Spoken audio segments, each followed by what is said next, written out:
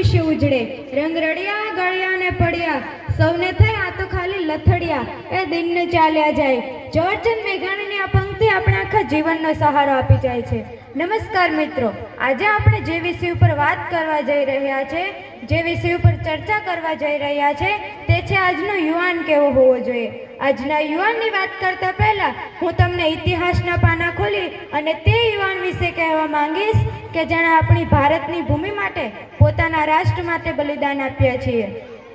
યાદ કરો તે મહાભારતનો એક એવો કિરદાર જે 182 વર્ષ જીવ્યો, મૃત હોવા છતાં પણ મહાભારતમાં તેઓને સદાય માટે યુવાન જ કહેવામાં આવ્યો. હું વાત કરી રહી છું ભીષ્મ પિતા મહાનીની, કે જેઓને યુવાન કહેવામાં આવ્યા કારણ કે તે જેટલા પણ વર્ષ જીવ્યા પોતાના કર્મ, ધર્મ અને નિષ્ઠાથી જીવ્યા.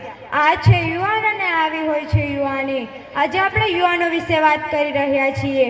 તો યાદ કરો તે મહારાણા પ્રતાપને, યાદ કરો તે છત્રપતિ શિવાજી મહારાજને, યાદ કરો તે ઝાંસીની મહારાણી રાણી લક્ષ્મીબાઈને કે જેણે પોતાની પીઠ પર પોતાના પુત્રને બાંધી અને પોતાની માતૃભૂમિની રક્ષા કરી હતી. આ છે યુવાન અને આવી હોય છે યુવાની. આજે આપણે યુવાનોને યાદ કરી રહ્યા છીએ. તો યાદ કરો તે ભગતસિંહ, રાજગુરુ, સુખદેવ, સુભાષચંદ્ર બોઝ અને ચંદ્રશેખર આઝાદને. શું તેમનામાં યુવાની નથી? શું તેમનામાં ખુમારી નથી? હતી, પણ આપણા ભારત દેશ માટે હતી. સ્વામી વિવેકાનંદજીએ ખૂબ જ સરસ કહેલું, અખિલ બ્રહ્માંડની શક્તિ તારામાં સમાયેલી છે, બંધ આંખોને ખોલ ઓળખ તારી શક્તિ છે. અખિલ બ્રહ્માંડની શક્તિ તારામાં સમાયેલી છે, બંધ આંખોને ખોલ ઓળખ તારી શક્તિ છે.